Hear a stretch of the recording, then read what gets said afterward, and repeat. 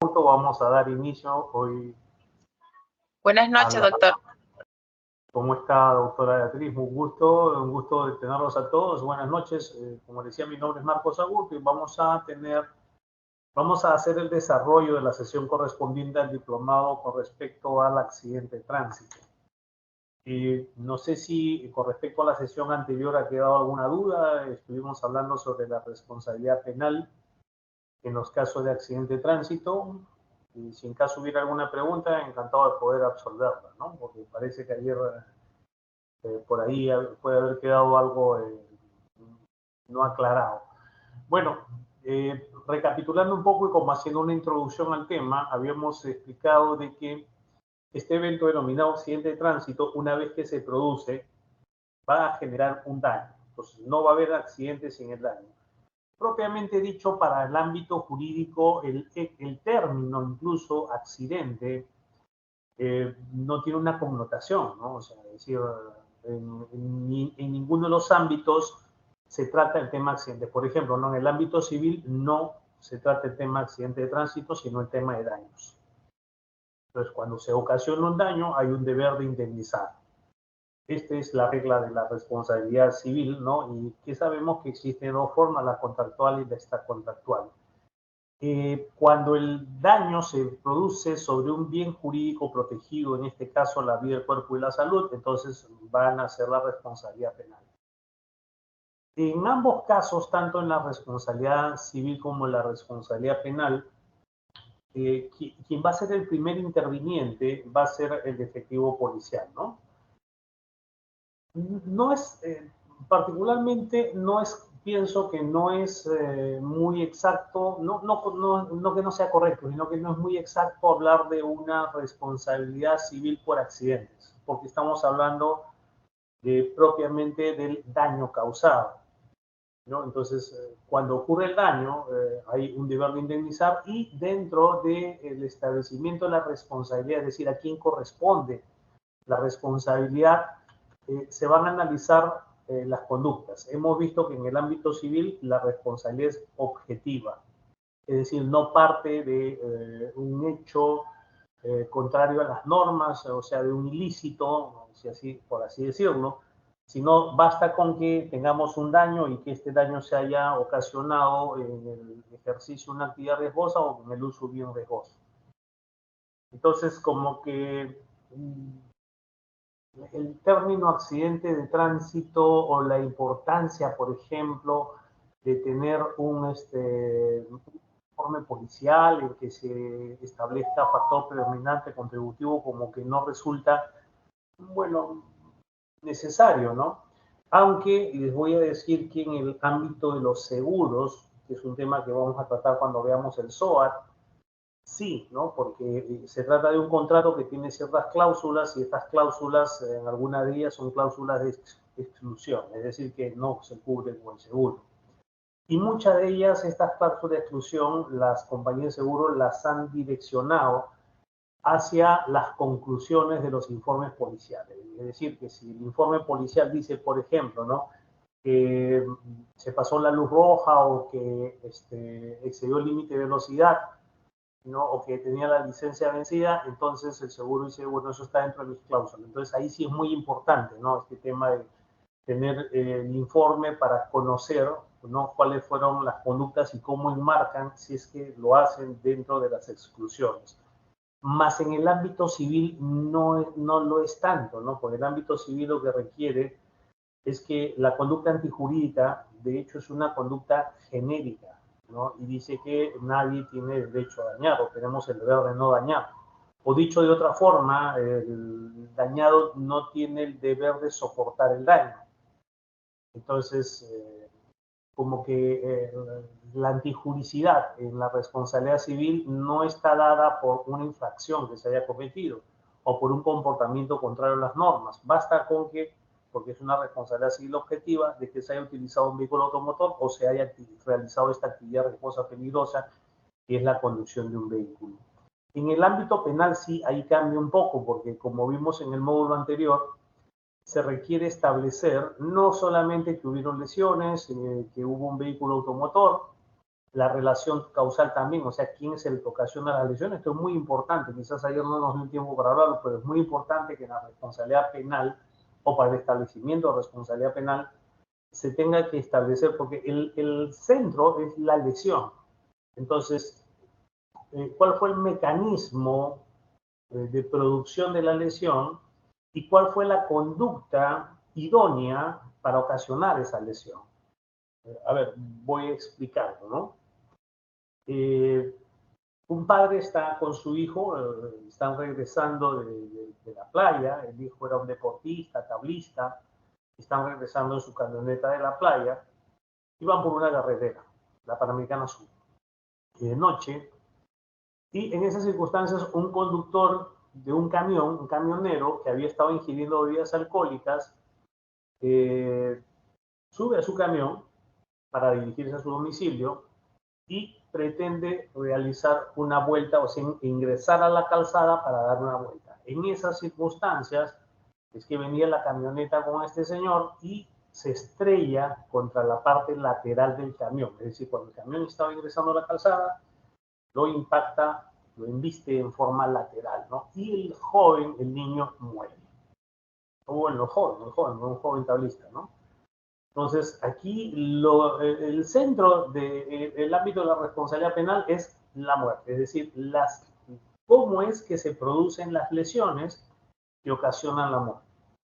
O sea, ¿cuál es el mecanismo de producción? Bueno, el mecanismo de producción es que las lesiones se producen al contacto de esta persona con las partes duras del vehículo, ¿no? Incluso sale casi proyectado, ¿no? Hacia donde está el camión, ¿no? Y con este impacto en esas estructuras se produce, pues, fracturas, atricción de órganos, laceraciones y otras lesiones más que son las que determinan su muerte. Pues ahí tenemos el caso, ¿no?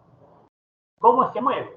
Bueno, muere por las lesiones. ¿Cómo se producen las lesiones? Las lesiones se producen por el impacto del vehículo en el que él viajaba contra el camión. Y ahí vamos, según el árbol de resolución de problemas, haciéndonos la pregunta, ¿y cómo es que se produce este impacto?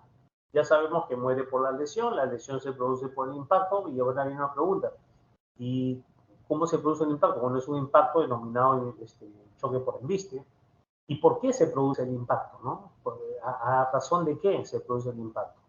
Bueno, si decimos que el impacto se produce porque el camión ingresa a la calzada, pues no es muy exacto, ¿no? El impacto se produce porque el conductor del vehículo donde viajaba este joven impacta al otro vehículo y lo impacta porque el conductor, frente a esta situación que tenía al frente, no pudo controlar su vehículo. Entonces, al no tener el control total, es que lo impacta y se produce el deceso.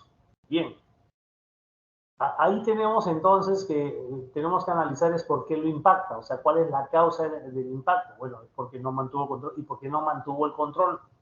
O sea, frente a esa situación, ¿tenía que chocarse necesariamente? No, porque pudo bajar la velocidad o detener el vehículo o salir por un costado. Bueno, ¿y por qué no realizó ninguna de esas acciones? Bueno, es porque a la velocidad que se desplazaba ante el ingreso del vehículo y su reacción tardía, ¿no? Es posible que la reacción tardía pueda haber sido también por cansancio, somnolencia, monotonía en la vía, es decir, la vista perezosa, y también pues la velocidad que imprimía en ese momento su vehículo, ¿no? O sea, podrían ser muchas de esas causas. Entonces la investigación va a decir, bueno, sí se chocó por la velocidad a la que llevaba, ¿no? Frente a la presencia del camión, la velocidad a la que se desplazaba era una velocidad mayor que la razonable y prudente para esas circunstancias. Entonces, a pesar de haber aplicado el freno en algún momento, pues esto no fue eficaz y se produjo de todas maneras el impacto. Bueno, ahí tenemos entonces nosotros el establecimiento, o mejor dicho, cómo se hace el razonamiento para llegar a establecer la responsabilidad penal, ¿no? ¿Por qué? Porque lo que se busca, como habíamos indicado en el módulo anterior, es conocer el grado de participación de cada uno de los actores de este hecho e imponer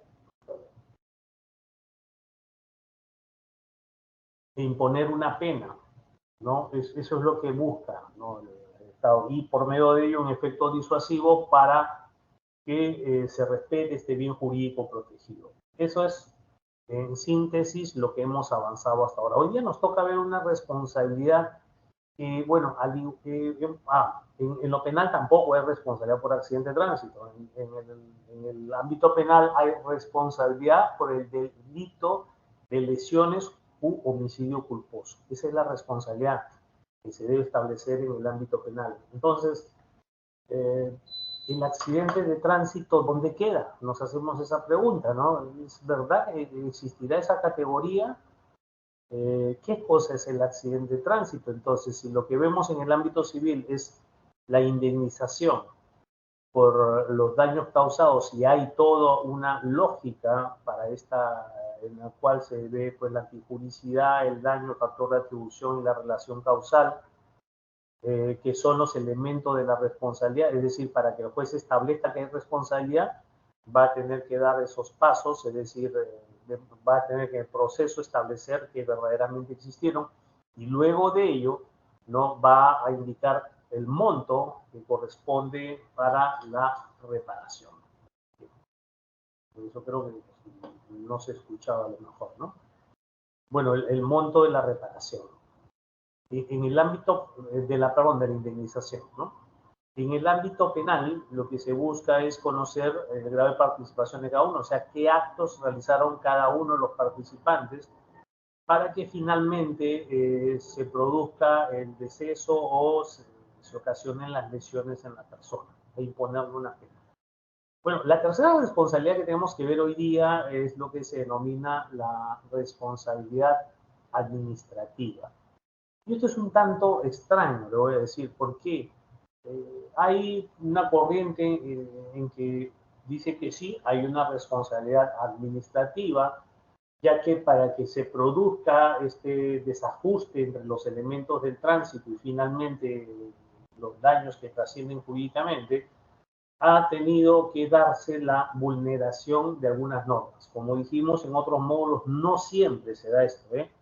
Hay situaciones en las cuales los conductores realizan todos los actos conforme a la norma, pero aún así se produce el hecho, ¿no?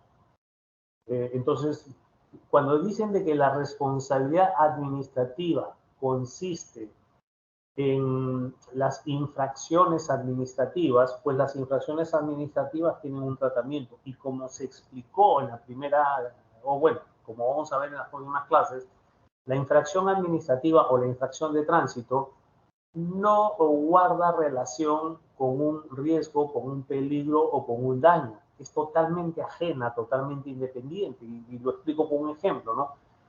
Un semáforo con luz roja, me aproximo a la intersección, miro, no veo a nadie, absolutamente a nadie, y a pesar que está el semáforo con luz roja, cruzo. Entonces, un policía está donde menos lo pienso, me dice que me estacione y me hace ver de que he cruzado la intersección estando el semáforo con luz roja. Yo lo admito y digo sí, pero no causó ningún daño.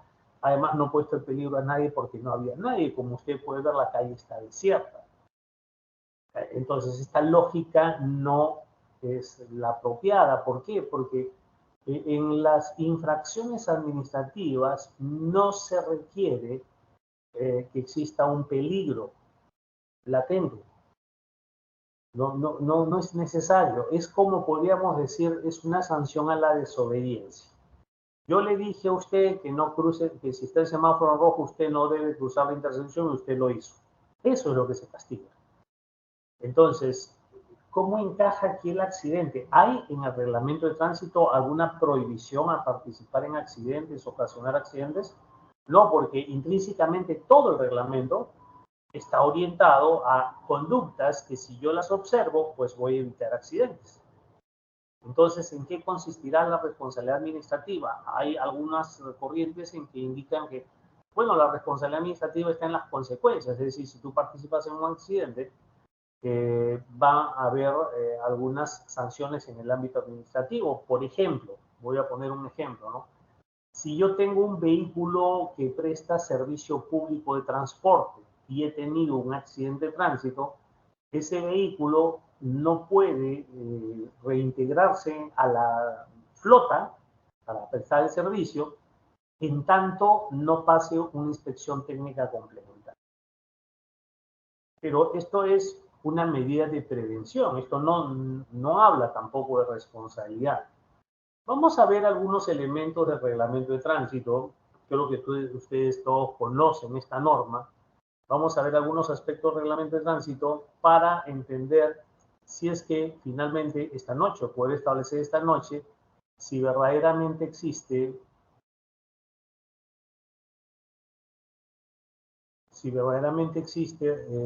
responsabilidad administrativa por accidente de tránsito. Yo sé que en muchos diplomados, en muchos cursos, se habla de una responsabilidad administrativa por accidente de tránsito. Vamos a ver si efectivamente el reglamento de tránsito guarda relación con ello. A ver, cuando hablamos de responsabilidad administrativa, estamos hablando de las infracciones. Ustedes saben que las infracciones tiene un mecanismo para su tratamiento, ¿no? En primer lugar, es un policía, ¿no? El que ve la infracción, el que la constata, ¿no? Y es el que al mismo tiempo hace la denuncia respectiva por medio de la papeleta de infracción. Luego, esta papeleta, por medio del llamado procedimiento administrativo sancionador, pasa a la autoridad competente, que puede ser la municipalidad provincial dentro de su ámbito de competencia, o puede ser la SUTRAN, ¿no? En el ámbito del MTC, o sea, en la red vial nacional, las entidades que conducen estos procedimientos administrativos sancionadores en el caso de tránsito. Entonces, este procedimiento administrativo sancionador tiene una estructura, tiene una fase instructora, una fase sancionadora, y finalmente se emite una resolución por medio de la cual se impone una sanción al administrado. Eso es, en líneas generales, el tratamiento. Entonces, en los casos de accidente de tránsito, ¿en qué consistirá esta responsabilidad administrativa? Vamos a descubrirlo, o mejor dicho, vamos a razonar de tal forma que estableceremos esta noche si lo hay, o tal vez no. Bueno, aquí yo les pongo como una miscelánea, algo que ya hemos conversado en clases anteriores. Mire, ¿sabías que no es obligatorio pasar el peritaje de daño del vehículo en caso de accidente de tránsito? Esto también es algo que nos preguntan mucho, ¿no? Procesalmente o procedimentalmente, ¿qué tan importante, qué tan necesario es este llamado o mal llamado peritaje de daños? A ver, quiero explicar que un peritaje es un dictamen que emite un especialista, el cual va a proporcionar un conocimiento, ¿no? Dentro del proceso, y es un conocimiento especializado que el común de las personas no podemos llegar a él, no podemos acceder a él, sino que se requiere de cierta especialización para llegar a tener ese conocimiento. Ejemplo, voy a poner un ejemplo. En el proceso penal, un perito balístico, porque nosotros podemos haber recuperado en la escena un arma y dentro del cuerpo de la víctima una bala. Entonces aquí hay una pregunta que nos hacemos, ¿no? ¿Podríamos afirmar que esa bala que se extrajo del cuerpo de la víctima corresponde a esa arma? Entonces podríamos tener muchos criterios, algunos la mirarán, decir, no, no creo, porque según mi experiencia, este es de una 9 milímetros y esta arma pues es calibre 38. Entonces no creo que sea, pero estamos haciendo conjeturas, no creo, me parece, ¿no? Entonces recurrimos a un experto y vamos y le preguntamos al experto, señor experto, ¿esta bala que se encontró en el cuerpo de la víctima corresponde al arma que le presentamos a la vista? Él tampoco lo va a hacer en ojo buen cubero, es decir, él no va a mirar, va a decir sí, o va a decir no, él va a tener que realizar un procedimiento. En este caso, la experimentación.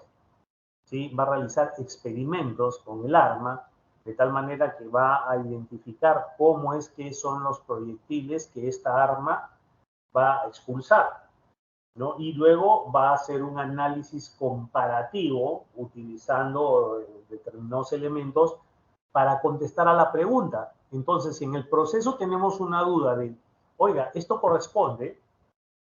¿sí? ¿Corresponde esta bala, corresponde a esta arma? El experto nos va a decir sí, sí corresponde o no corresponde. Y luego nos va a explicar el método que utilizó para llegar a esa conclusión. Es así que los peritos, ¿no?, cuando emiten dictámenes periciales, están contestando a preguntas. ¿Sí? No sé, pues a un perito mecánico le preguntaremos, oiga, este sistema de frenos antes del evento estuvo funcionando correctamente. Entonces el perito mecánico nos va a decir, sí, necesito tener acceso al vehículo, desmontará el sistema, lo revisará en cada uno de sus componentes y finalmente establecerá si es que funcionaba bien o no.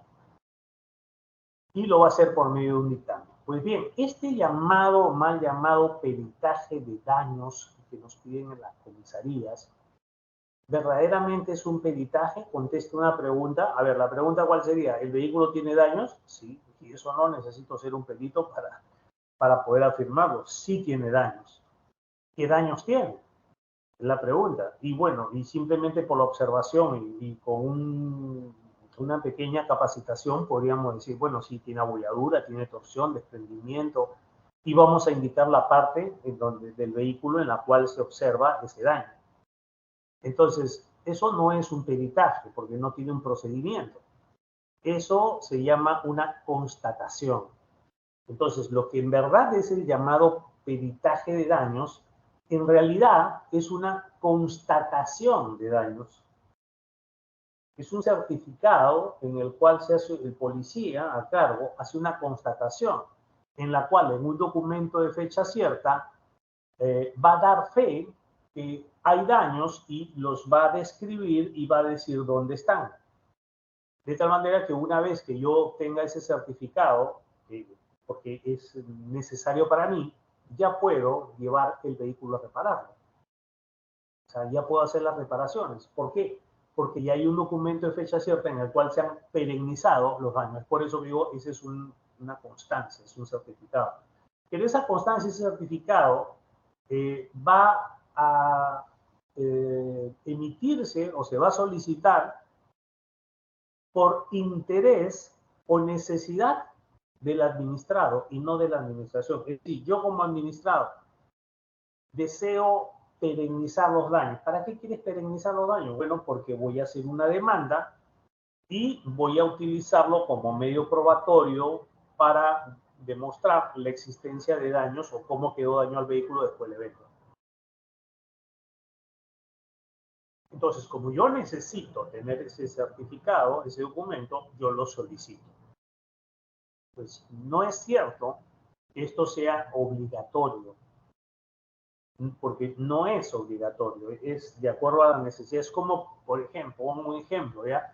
El certificado de antecedentes penales, el policía que ya, yo voy a participar, yo voy a denunciar el accidente, va a haber una investigación, no me va a decir, señor, vaya usted y saque un certificado de antecedentes penales porque quiero saber cuál es su situación legal. Es decir, si el policía necesita saber, pues va a acceder a una base de datos y él va a conocer, pero no tiene por qué decirme que yo obtenga ese certificado y que yo lo pague.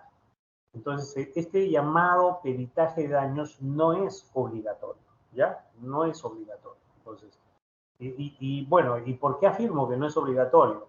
Porque bajo el principio de legalidad, ustedes pueden revisar, no existe norma alguna en la cual se especifique, uno, que sea obligatorio, y dos, que lo tenga que pagar el mismo administrado. Mire, todo policía que investiga accidente de tránsito puede hacer una descripción de daños. Yo puedo hacer una descripción de daños, ¿no? Sí, puedo decir, sí, este vehículo tiene, ¿no?, un raspado, ¿no?, en el tercio anterior izquierdo, ¿no?, lateral izquierdo, a una altura de 30 centímetros, o orientación de adelante hacia atrás, el mismo que observa que tiene una dimensión de tanto de largo, tanto por ancho, y se ubica en un área de 5 por 5, cuyo punto medio se encuentra a tanta altura tomándolo del piso con los neumáticos inflados. Y ya describí qué es lo que tiene. Entonces, esto lo puede hacer usted también, si es que tiene una pequeña capacitación, que no vamos a decir que es matemáticas, ¿no?, ni ciencias. Entonces, concluimos de que no es. Bueno, y el otro, ¿sabías qué? Que está debajo, que justamente que hablamos, que no todo accidente de tránsito se produce por inobservancia de la regla. Es decir, no todo daño relacionado con la circulación guarda relación con una inobservancia de las reglas técnicas, como explicamos ayer, ¿no? Y habíamos puesto un ejemplo, voy a poner otro ejemplo hoy día, que son hechos reales, ¿eh? El conductor del bus está manejando su vehículo a la velocidad que es la apropiada o la reglamentaria para la zona, y en un momento está llevando pasajeros y hay un pasajero que viaja de pie. Y este pasajero que viaja de pie no está sujeto al pasamanos, sino se encuentra utilizando su teléfono celular con ambas manos, está chateando. Entonces, cuando el conductor que está manejando su vehículo dentro de la velocidad establecida, ubicado en el carril correspondiente, ¿no? Teniendo total cuidado y precaución de lo que hay alrededor, y tanto que tenía cuidado y precaución con lo que había alrededor, que en un momento de su desplazamiento, un niño se suelta de la mano de su madre e ingresa a la calzada. Al ver esto, el conductor va a tener la reacción lógica y natural de aplicar el freno. Cuando el conductor aplica el freno, el pasajero que no estaba sujeto del pasamanos, sabemos que producto de la inercia, su cuerpo va a seguir viajando en la misma dirección y a la misma velocidad que estaba el vehículo. Es decir, que si el conductor aplicó el freno, trabó los neumáticos y el vehículo empezó a detenerse, ¿sí? Y hay un pequeño movimiento hacia adelante.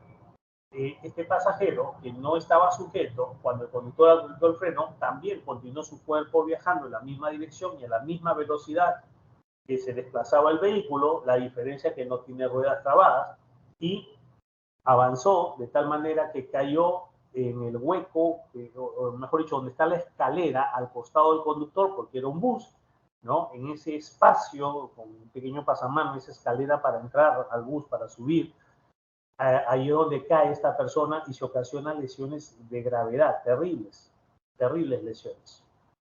Entonces, cuando esto ocurre, tenemos un evento que ocasiona daños en personas como consecuencia directa de la circulación, pero no hay inobservancia de la regla técnica de tránsito. O sea, ¿qué inobservancia podríamos ver? El conductor está manejando con cuidado y precaución, por supuesto. Si casualmente ante la presencia del niño, ¿no?, pudo reaccionar a tiempo y detener su vehículo antes de atropellar al niño. Al contrario, no estaba cumpliendo con todas las normas reglamentarias. Ahora, que hubiera este daño en el pasajero no es producto de una inobservancia. Entonces, esa pregunta, ese ¿sabías que no todo accidente de tránsito se produce por inobservancia de las reglas técnicas? Es verdad, como dicen en el sillón rojo. Bien, vamos a ver ahora el reglamento de tránsito. Habíamos indicado que en el reglamento tenemos la definición de lo que es un accidente, y obviamente simplemente dice accidente porque si es el reglamento de tránsito se sobreentiende pues que es un accidente de tránsito, ¿no? Y dice que es un evento que causa daño en personas o cosas como consecuencia directa de la circulación de vehículos. Asimismo, se incorpora el término siniestro de tránsito, que no es un reemplazo. Si ustedes lo ven o analizan, viene a decir lo mismo, pero de otra manera, ¿no? Un hecho casual en la vía pública o vía privada con acceso público, o que ocurre por la interacción entre diferentes factores identificables que involucren uno o más vehículos, en el que resulte lesionado o fallecida al menos una persona y o se ocasionen daños materiales. Si ustedes se dan cuenta, viene a ser lo mismo. O sea, eso no ha cambiado, ¿no? Porque ahí dicen, ahora que hay el término siniestro de tránsito, ya no se usa el término accidente. Eso es completamente falso. Bueno, el reglamento de tránsito, ¿qué cosa es el reglamento de tránsito?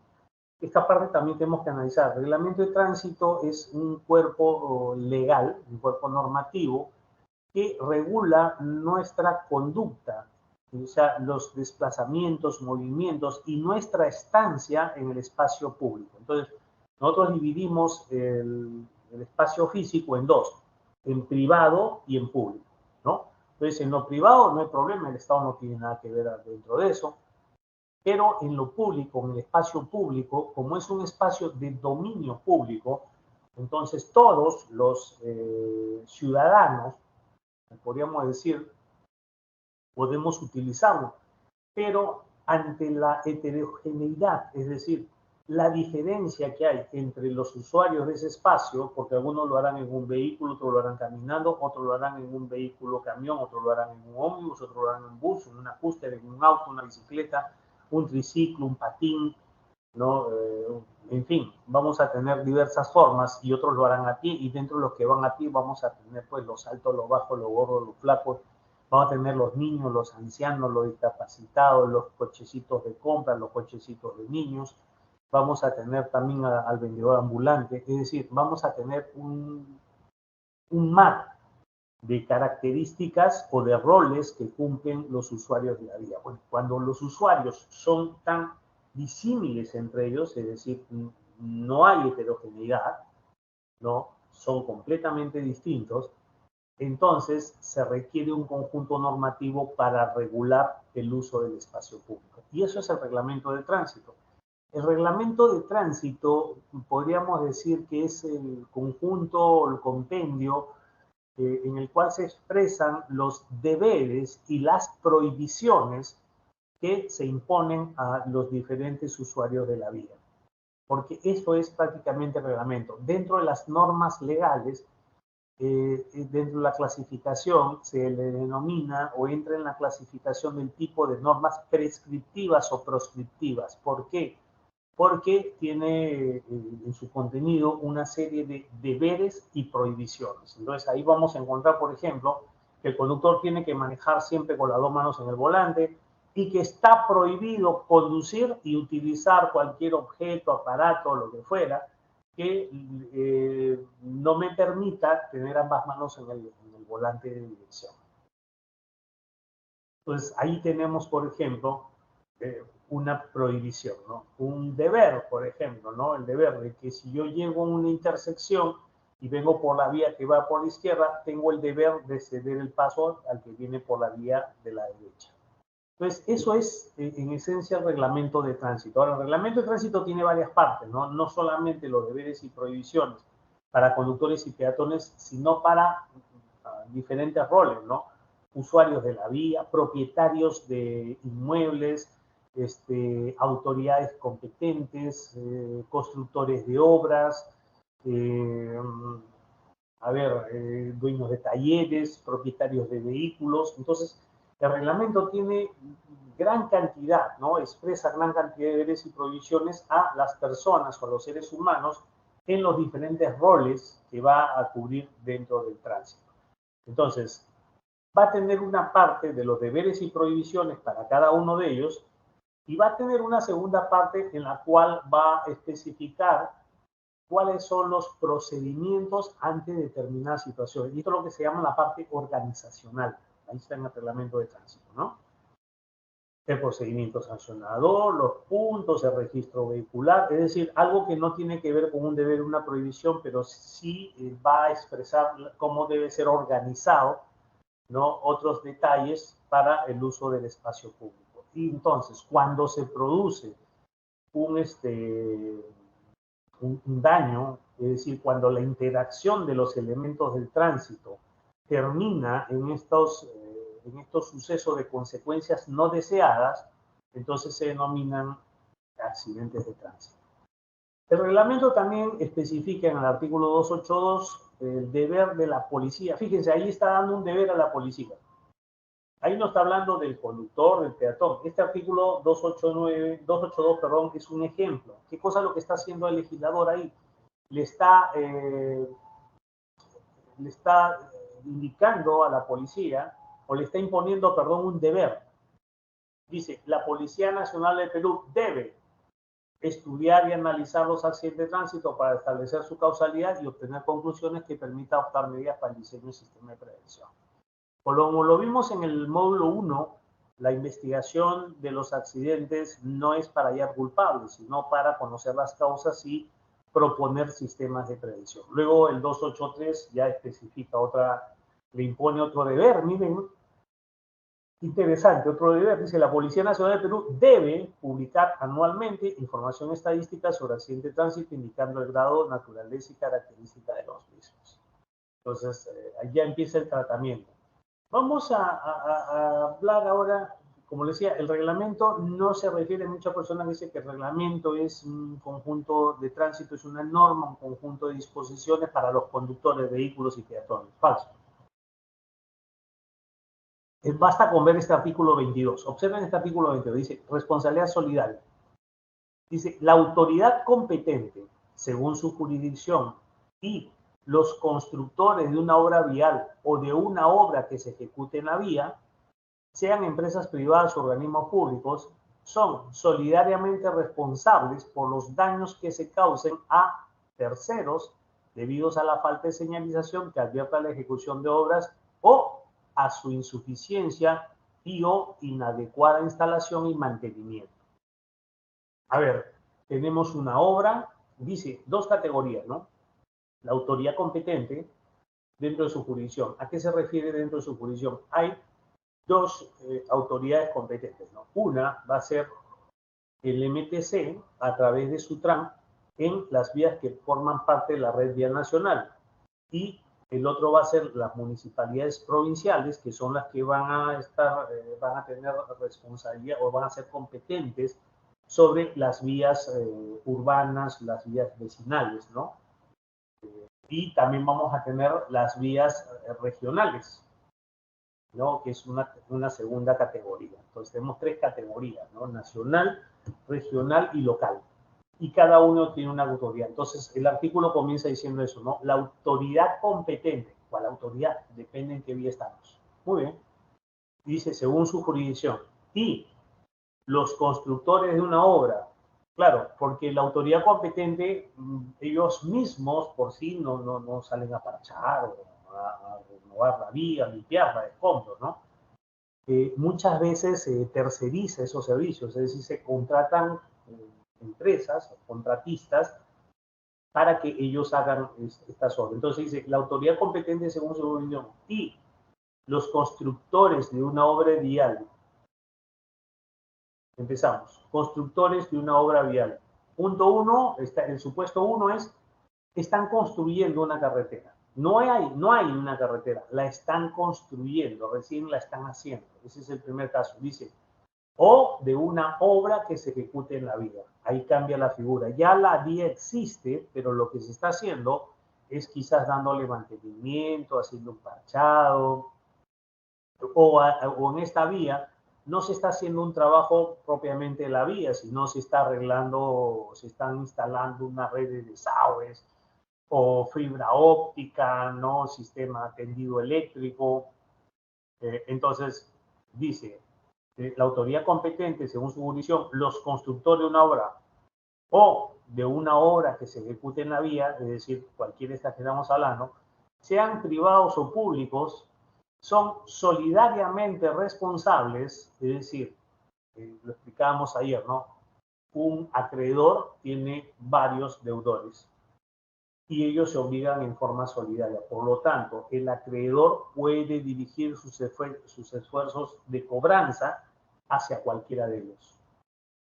Entonces dice que estos señores, tanto la autoridad competente como los constructores o los que estén realizando una obra en la vía pública, van a ser solidariamente responsables por los daños que se causen a terceros debido a la falta de señalización que advierta la ejecución de tal obra. Supuesto 1, ¿cuándo van a tener responsabilidad? Cuando falte señalización. ¿De qué? De la obra que están haciendo. O sea, hay, pero, o mejor dicho, no hay, no han puesto señalización. Y a uno dicen, en su descargo dicen, no, sí he puesto señalización. Mire, puse esa cinta amarilla, la amarré de un lado al otro. Sí, pero a ver, vamos a ver. Por lo tanto, sí hay. No hay falta de señalización. O sea, bueno, acá dice, debido a la falta de señalización que advierta la ejecución de la obra o a su insuficiencia y o inadecuada instalación y mantenimiento. Entonces, vamos a tener que estas señales, como ustedes ven en la imagen que está al costado, ya existen o ya están dispuestas en el reglamento, en el manual de dispositivo de control de tránsito para calles y carreteras, ¿no? Y ahí tiene, por ejemplo, la velocidad máxima, peligro obras, estrechamiento de vía. Tenemos los dispositivos auxiliares como estas tranqueras, como los conos o los volardos, que son netamente temporales. o auxiliares, también le llama el reglamento, y dice que si no hay o es insuficiente, es decir, pusieron una señal de 15 por 15 y que no era reflectiva y en la noche nadie la va a ver, pues. O inadecuada instalación, es decir, la pusieron detrás de un poste, la pusieron detrás de un árbol, de las ramas de un árbol y no se ve. Entonces el conductor que llega no está advertido de peligro y se produce el daño. Entonces, tenemos un artículo. Y fíjense que aquí no está hablando ni del peatón, ni del conductor, ni del propietario. O sea, este artículo que impone, o mejor dicho, que establece responsabilidad en la autoridad competente y los contratistas, ¿no? Esta norma guarda relación con el artículo 36 del mismo reglamento que vamos a ver a continuación. Bueno, no, aquí hay otro más. Dice, artículo 23, responsabilidad objetiva. A ver, ¿qué significa responsabilidad objetiva? También lo hemos visto. Me importa el qué, no me importa el por qué. La responsabilidad objetiva podríamos también decir que por medio de la responsabilidad objetiva se invierte la carga de la prueba. Es decir, hay una imputación objetiva. Basta con que realizaste una actividad riesgosa o peligrosa y eso produjo daño para que ya tenga responsabilidad. Y se llama responsabilidad objetiva. Objetiva, hay una inversión de la carga de la prueba. ¿Sí? Ya no es que te denuncia el que tiene que probar que efectivamente no cumpliste con la norma, sino que si hay responsabilidad objetiva, entonces será aquel que es cuestionado en ese momento quien tendrá que demostrar que no hubo un acto de imprudencia o inobservancia en las reglas para liberarse de la responsabilidad. De lo contrario, es una responsabilidad objetiva. Como ven, el sistema de responsabilidad objetiva es un sistema bien drástico, ¿no? Y que busca que finalmente se materialice la sanción contra la persona. Dice, la responsabilidad objetiva por los daños o perjuicios ocasionados a terceros, aquí va, por el mal estado de las vías, es de la autoridad responsable de su mantenimiento y conservación, salvo los casos que el mal estado sea consecuencia de casos imprevistos, un terremoto, un tsunami, cayó un árbol, o sea, son casos imprevistos. Pero fíjense ustedes la imagen, ¿no? En la imagen ven un conductor con un auto que se está aproximando a un espacio en el cual difícilmente va a poder pasar. ¿Y por qué difícilmente va a poder pasar? Porque tenemos dos grandes baches alrededor. Entonces dice que para este caso, si esta situación ocasionara daños, entonces la administración y los encargados del mantenimiento de la vía van a ser responsables de manera objetiva. Es decir, el descargo por falta de dolo o negligencia corresponderá, en este caso, al denunciado o al sancionado. Y es por eso que habla de una responsabilidad objetiva. Artículo 37, justo del que estamos hablando. Dice, la utilización de dispositivos de regulación de tránsito, sea en vía urbana o carretera, debe sustentarse un estudio de ingeniería que comprenda las características de la señal, la geometría, su funcionalidad y el entorno. El estudio conlleva la responsabilidad del profesional que lo elabora y de la autoridad competente que lo implemente respecto a los daños que esta señalización cause por inadecuada. Fíjense, no sé si se llega a ver, pero en la imagen tenemos tres señales consecutivas, una que dice que hay que voltear a la izquierda, otra que dice que no se puede voltear a la izquierda y finalmente tenemos una que te dice puede voltear en U. Entonces aquí tenemos mensajes que no se comprenden. Si yo soy un conductor, no sé qué está permitido, qué está prohibido por lo que han hecho.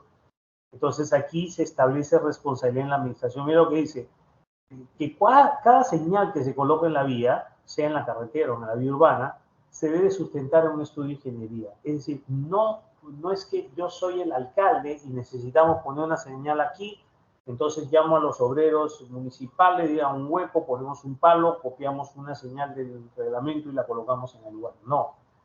Para colocar una señal de tránsito en la vía pública, es decir, si usted ve una señal de tránsito cuando está pasando, téngalo por seguro que tiene que haber cumplido con este requisito. Y dice, toda señal, todo dispositivo que se coloca debe estar sustentado en un informe o un estudio de ingeniería. Entonces tiene que haber un estudio de ingeniería. Si yo veo una señal y pregunto por acceso a la información, ¿no? Si hay cuál copia del estudio de ingeniería que dispuso la ubicación de esa señal y no existe tal, hay una omisión de actos funcionales por parte de los funcionarios. Porque deben de especificar, ¿no? Por medio del estudio que efectivamente se ha cumplido con la norma. Ahora, no solamente es el estudio vial el que va a decir qué señal poner, sino también a cuántos metros colocarla, qué altura debe de tener, ¿no? Cuántos metros antes de donde quiero que él desarrolle la conducta debería colocarlo, por ejemplo, velocidad, ¿no? Yo me acerco a una señal que dice velocidad 20 kilómetros por hora, pero yo vengo a una carretera, vengo a 100. Entonces, ¿cuál es? Ya vi la señal, quiere decir que tengo que bajar la velocidad a partir de esta zona. Pero el estudio de ingeniería va a tener que decir dónde se tiene que ubicar la señal y a partir de dónde se puede fiscalizar, es decir, para darle el espacio necesario para que reduzca la velocidad, no de una forma drástica, sino de una forma pues armónica, para que también no ocasione un peligro ni para él ni para los más usuarios de la vía. Entonces, toda señal que encontramos en la vía pública se debe sustentar en un estudio de ingeniería. Otra obligación, miren, otro deber. Dice, el ejecutor de trabajo, el que ejecuta trabajo en la vía pública está obligado a colocar y mantener por su cuenta, de día y de noche, la señalización de peligro y tomar medidas de seguridad adecuadas a la naturaleza de los trabajos. Además, dejar reparadas dichas vías en las mismas condiciones en las que se encuentra el área circundante, retirando la señalización, materiales y desechos de manera oportuna. Serán solidariamente responsables por los daños producidos en accidentes por incumplimiento de lo dispuesto en el párrafo anterior, quienes se encarguen de la ejecución de la obra y los que la ejecuten. A ver, doctores, aquí tengo que comentarles un caso, ¿no? A ver si es que entra aquí. Ha ocurrido hace un mes, un poco más de un mes, en que un conductor viene manejando. Aquí en Lima están haciendo, en el Callao específicamente donde yo vivo, están haciendo la línea 2 del metro. Entonces están cerrados, han puesto unas barreras de como que metal, pero en realidad es aluminio, para formar al centro un campamento en donde están haciéndose los trabajos. Entonces los demás vehículos pasan por los costados. Pues un señor viene manejando de noche y viene distraído, y cuando va a entrar en una calle se encuentra con esta pared de aluminio, ¿no? De lata, que la usa de separador, y el conductor, por la oscuridad de la noche y por una falla en el cálculo, impacta contra esa pared, que aparentemente es sólida, pero no es muy sólida que digamos, ¿no? Bastó con que la tocara para que el vehículo continuara su desplazamiento y se encontró con un desnivel, es decir, con una diferencia de altura, ¿no? De más de 10 metros, porque abajo estaban haciendo la obra, ¿no? Entonces, cuando el conductor traspasó esta barrera de aluminio con su auto, se fue al hueco, vamos a llamarle así, ¿no? Es un hueco enorme. Cayó dentro y obviamente se ocasionó lesiones, se ocasionaron daños. A ver, el que ejecuta trabajos en la vía pública, ¿podría encajarse esto a los que están construyendo el metro? Está obligado a colocar y mantener por su cuenta de día y noche la señalización de peligro y tomar las medidas de seguridad adecuadas a la naturaleza de los trabajos.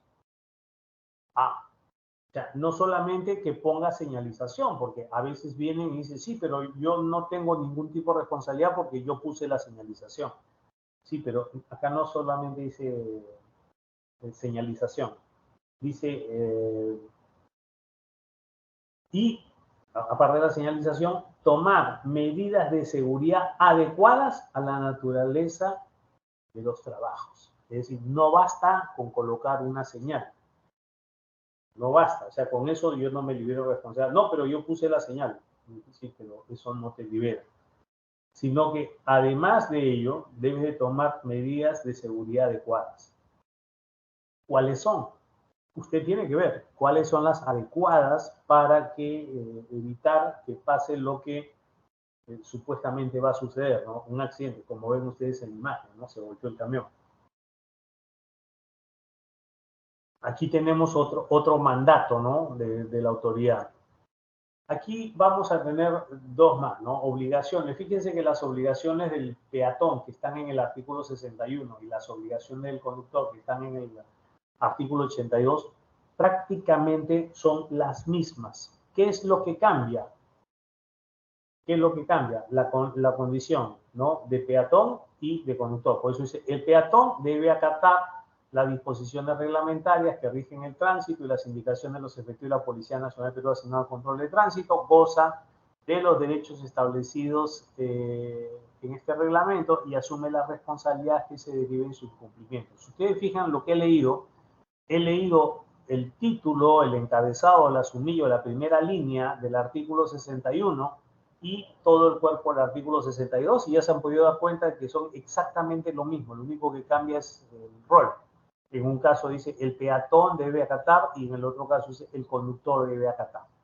Entonces, esto para que se entienda que el peatón sí tiene que cumplir deberes y cuando se hace el análisis, ¿no? De quién vulneró, quién transgredió el principio del riesgo permitido, ¿no? Entonces, ahí es donde cambia un poquito la figura, ¿no? Pero si lo ven, prácticamente son lo mismo. Revisamos este artículo también ayer con respecto a la velocidad, ¿no? Dice prudencia de la velocidad de la conducción. El conductor no debe conducir un vehículo a una velocidad mayor de la que sea razonable y prudente, y justo lo vimos ayer, ¿no? Porque existe la creencia de que lo que determina la velocidad es la expresión de la magnitud, es decir, 80 kilómetros por hora, 40 o 20 kilómetros por hora, y ya lo demostramos ayer de que esto no es así.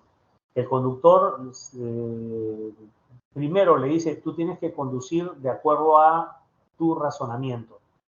Es decir, tú ves, piensas y haces. Entonces, ¿qué significa hacer? La presión que vas a hacer o vas a ejercer sobre el pedal, ¿no? Del acelerador para que avance más o se detenga. Ya. Eso es lo que tú tienes que hacer. Tú tienes que controlar de acuerdo a lo que ves. Entonces, el mecanismo para la conducción es ver, pensar y hacer. Ver, pensar y hacer. Veo, razono y aplico. ¿Cuál va a ser la velocidad? Puedo darle un poco más, tengo que levantar el pie, pero esto no es automático, o sea, no es una reacción, es algo pensado. ¿Por qué? Porque primero analicé el entorno y segundo, ¿no? Analicé cuáles son y emití un juicio de valor apropiado que digo, me permite mantener la velocidad o hasta incluso me permite aumentar un poco más la velocidad o definitivamente tengo que seguir disminuyendo. Pues a esto se refiere finalmente este artículo. A ver, artículo 271 Reglamento de Tránsito. Dice conducción peligrosa. La persona que conduzca un vehículo en forma de hacer peligrar la seguridad de los demás infringiendo la regla de tránsito será responsable de los perjuicios que de ello provenga. Entonces, aquí vamos a tener la primera norma del reglamento que aparentemente establece una responsabilidad administrativa. Pero esto no es muy exacto. ¿Qué es lo que dice? La persona que conduzca un vehículo en forma que hace peligrar la seguridad de los demás, infringiendo las reglas de tránsito, ya, una persona que no está cumpliendo con las reglas, será responsable de los perjuicios que de ello provengan. Ah, pero ya estás hablando de otra cosa. ¿Te estás refiriendo a las sanciones administrativas? No, estoy hablando de los accidentes. Entonces, si usted maneja de una manera que hace peligrar a los demás, infringe las normas, ¿no? Y por ello se produce un accidente, lo que está diciendo aquí el legislador es automáticamente se invierte la carga de la prueba y vas a tener un principio de presunción de responsabilidad. ¿Qué significa esta presunción de responsabilidad? Inversión de la carga de la prueba. Tú vas a llegar al proceso, ¿no? O vas a participar del proceso de acuerdo a la imputación que se te haga Con los testimonios de los vecinos, de los curiosos que estuvieron ahí, del policía que intervino y todo eso. Entonces, ¿cómo saber que se infringieron las reglas de tránsito? Ahí es donde viene el problema, ¿no? O sea, ¿cómo se establece que infringió el reglamento de tránsito para que finalmente se le establezca la responsabilidad? Dice, será responsable de los perjuicios que ellos provengan. Asumo que está hablando de lo civil, porque en lo civil hay una reparación por daños y perjuicios. Está hablando del perjuicio, se debe estar refiriendo a ello, ¿no? Pero miren lo que dice, será responsable de los perjuicios que de ello provengan. Es decir, de alguna forma entienda de que el legislador en el reglamento de tránsito está poniendo un caso de establecimiento de responsabilidad por accidentes. ¿Pero qué tipo de accidentes? ¿Materiales o vida, cuerpo y la salud? No, ninguno de los dos, pero no, tiene que entrar en una de esas dos categorías. No, pero si es un tubito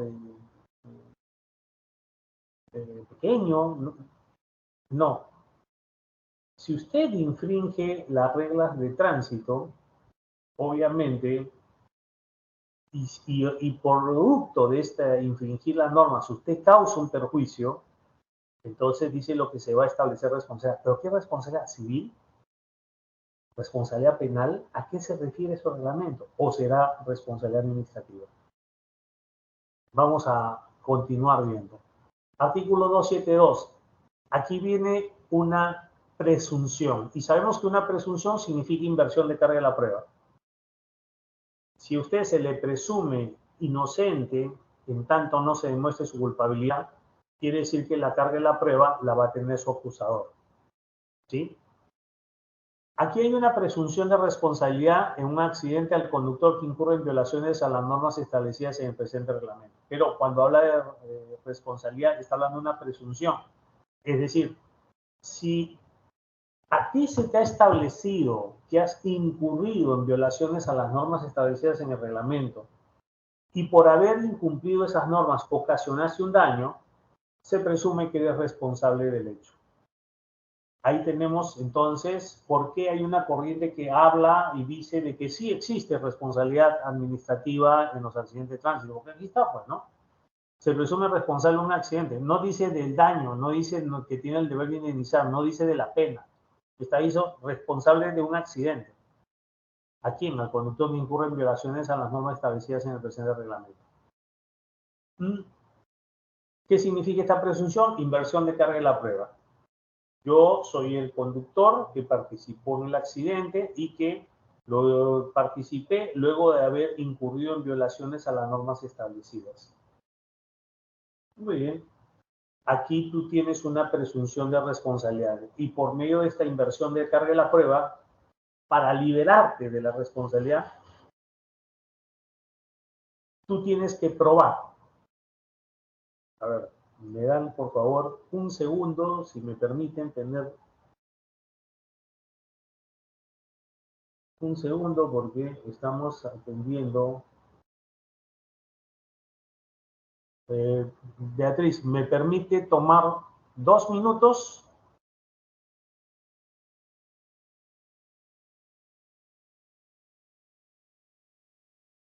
Señores participantes, mi disculpa, 2 minutos, por favor, ¿sí?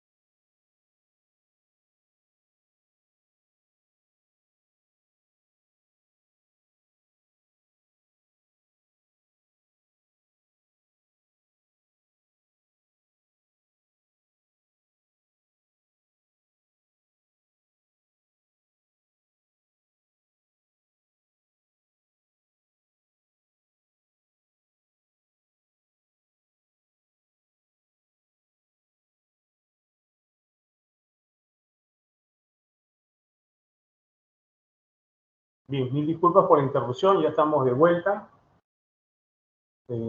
Un percance de estos que nunca faltan, pero ya estamos para poder continuar con el desarrollo de nuestra clase. Vamos a volver a compartir.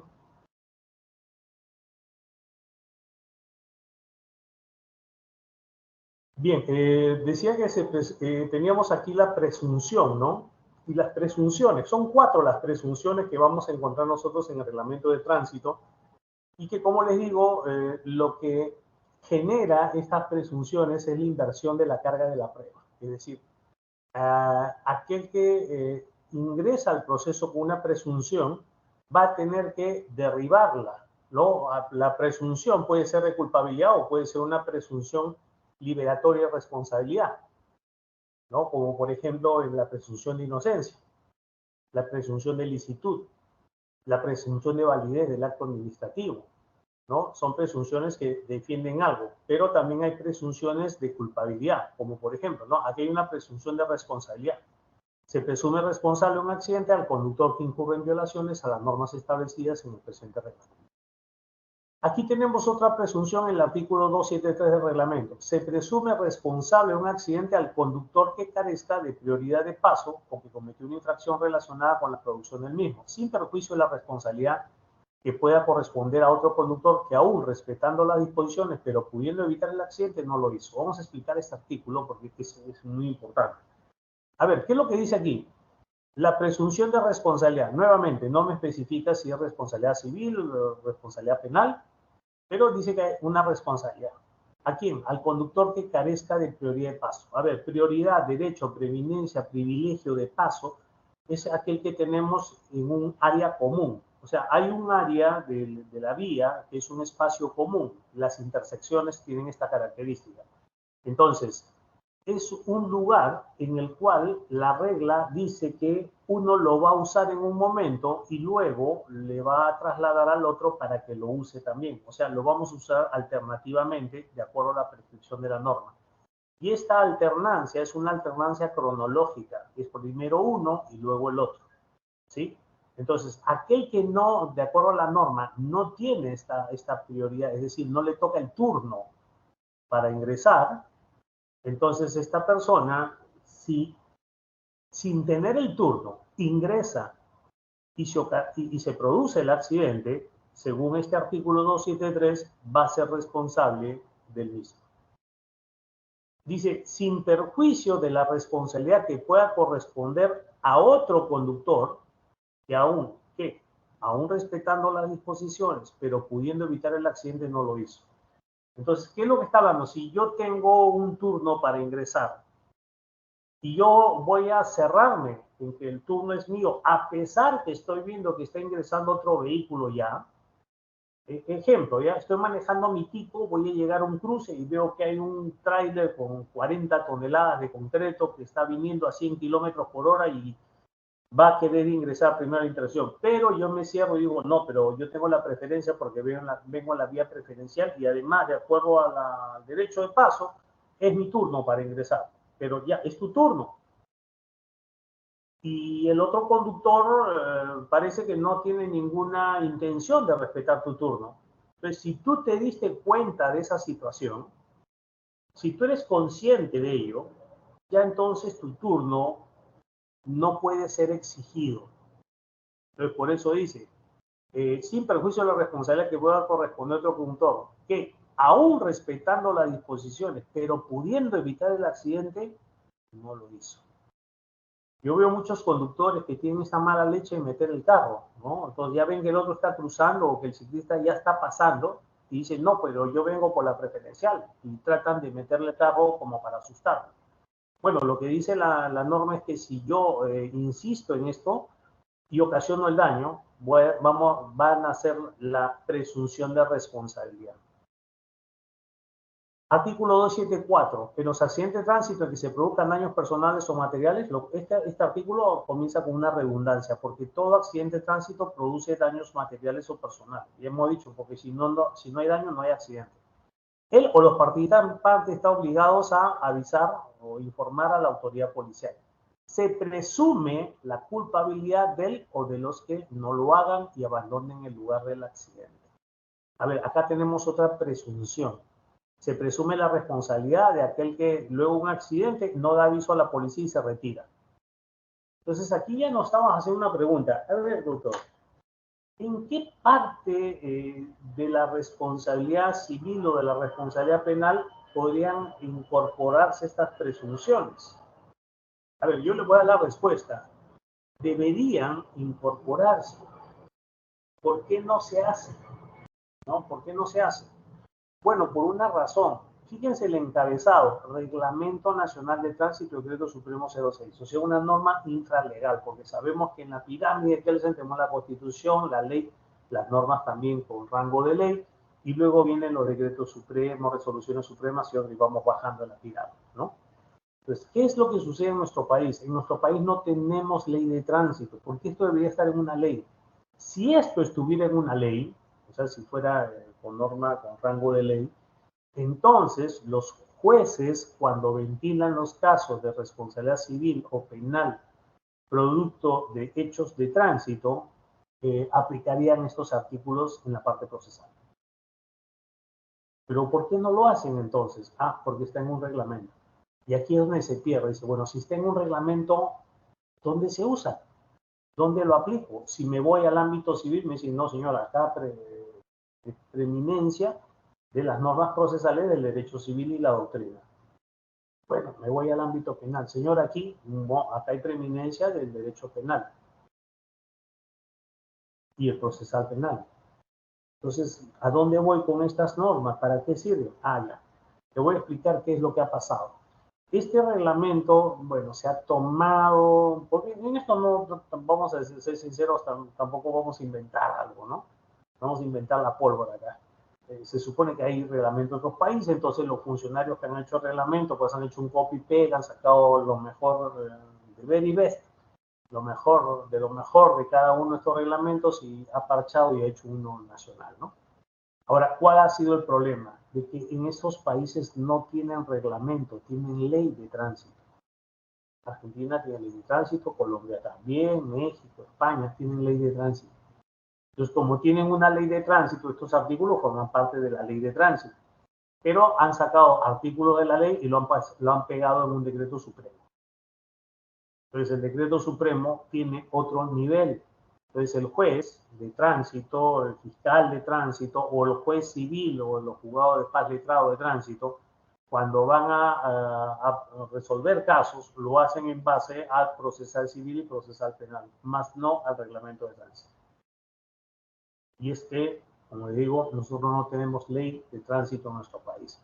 Por eso que aquí hemos visto, ¿no? Hay presunciones y decimos, oiga, pero ¿cómo llevamos esas presunciones al proceso? Por ejemplo, yo quiero llevar esto al proceso civil. No quiero decir de que ese conductor es el responsable del accidente y por lo tanto tiene que indemnizarme, ¿no? Y voy a invocar estos artículos. ¿Puedo hacerlo? El juez no lo va a permitir. O bueno, no lo va a tomar en cuenta.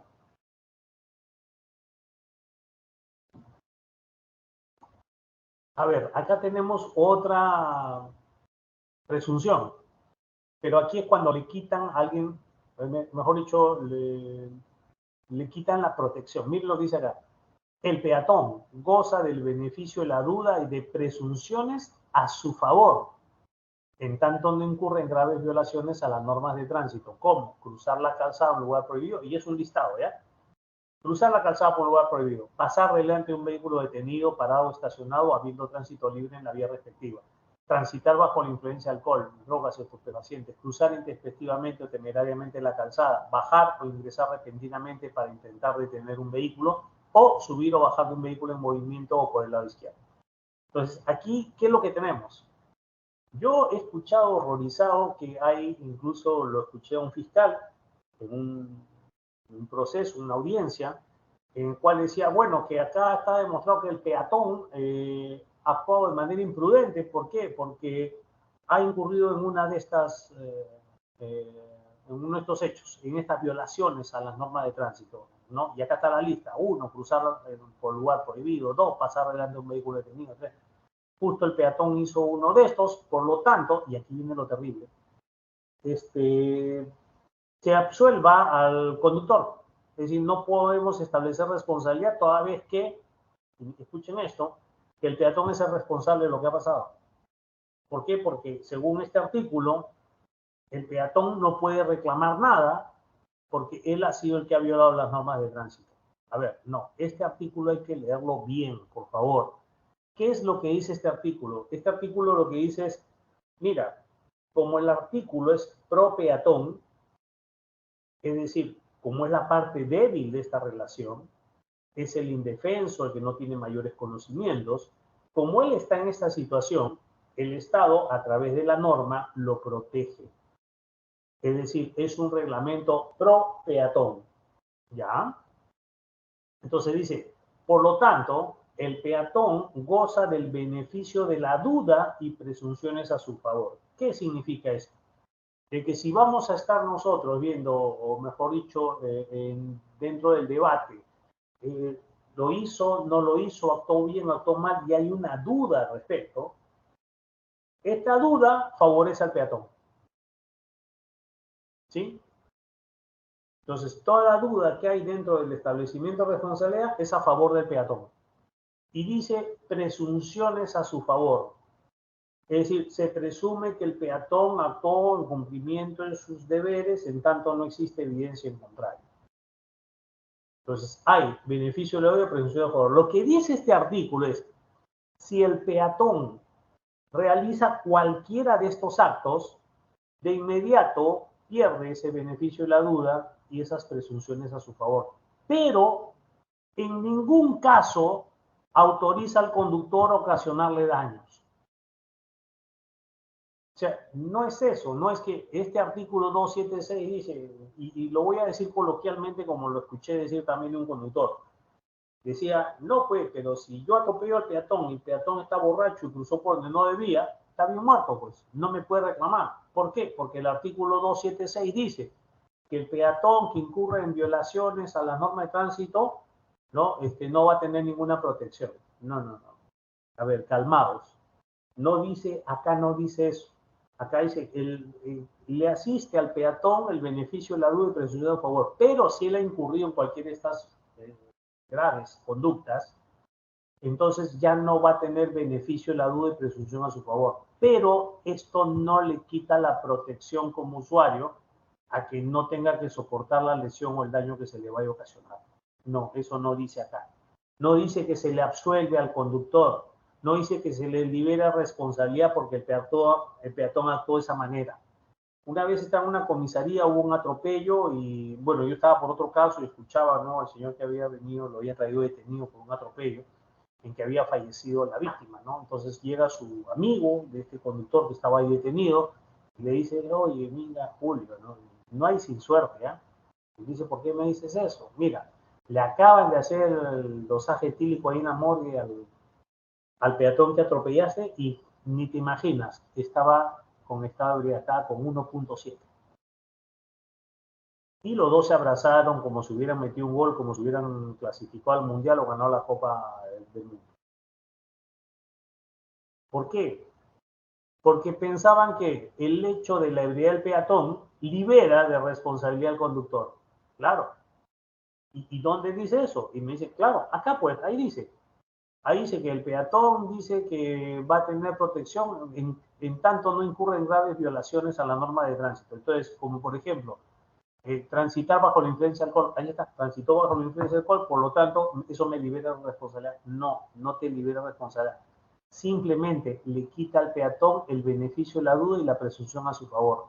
Pero es como decir, ¿no? En esta evaluación de responsabilidad, la balanza está a favor del peatón. La balanza está a favor del peatón. Pero si el peatón incurre en esas violaciones, la balanza se equipara y se iguala. ¿Por qué? Porque le damos la presunción a su favor. Por lo tanto, este conductor igual va a tener que responder. Lo que sucede es que ya no le va a asistir al peatón el beneficio de la duda y presunciones a su favor.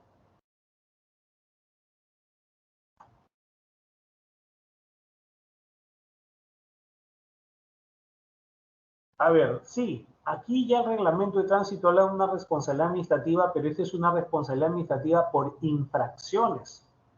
Y dice, el conductor de un vehículo es responsable administrativamente de las infracciones de tránsito vinculadas a su propia conducta durante la circulación. Ahí tenemos uno, ¿no? Es responsable por las infracciones vinculadas a su propia conducta. Dos, cuando no se llegue a identificar al conductor, se presume la responsabilidad administrativa del propietario del vehículo. Pero repito, esto es, por ejemplo, cuando se utilizan las fotopapeletas, ¿no? O los sensores o la fiscalización automatizada, se colocó y dice que como no se ha llegado a conocer al conductor infractor, se presume la responsabilidad del propietario, salvo que éste acredite de manera indubitable que lo había enajenado o que no estaba bajo tenencia o posesión, denunciando en este supuesto al comprador, tenedor o poseedor responsable. Dice, en el servicio de transporte público se considera al conductor como tenedor del vehículo. En ese caso corresponde al propietario, legítimo poseedor del vehículo, probar indubitablemente quién era responsable de la conducción del mismo al momento de cometerse la infracción para que no le sea aplicado el supuesto previsto en el párrafo anterior.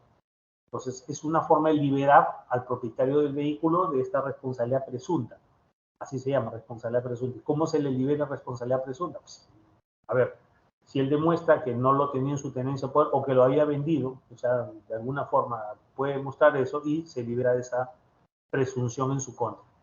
En el caso de las infracciones de responsabilidad del conductor, que también se encuentra en otro reglamento, le será aplicado la norma específica y finalmente si el peatón es responsable por las infracciones vinculadas a su propia conducta. Entonces, aquí tenemos ya pero una responsabilidad administrativa, pero por infracciones, que no es lo mismo responsabilidad administrativa por accidentes. Seguimos sin encontrar la responsabilidad por accidente. A ver, este es otro tema también, responsabilidad civil. A ver, dice, el solo hecho de la infracción de tránsito no determina necesariamente la responsabilidad civil del infractor por los daños causados si no existe una relación causal entre la infracción y el daño producido por el accidente. Caso clásico.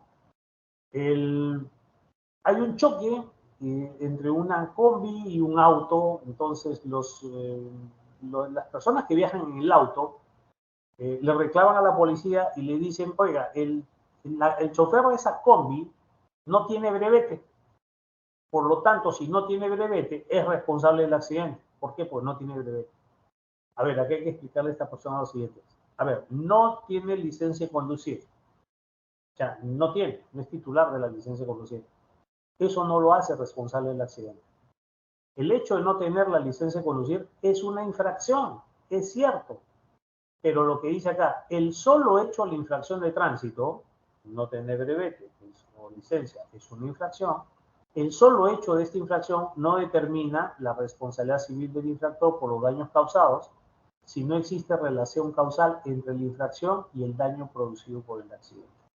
Es decir, la infracción, ¿no? De tránsito va a tener relevancia con respecto a la responsabilidad por accidente siempre y cuando esta infracción guarde una relación causal con el daño causado.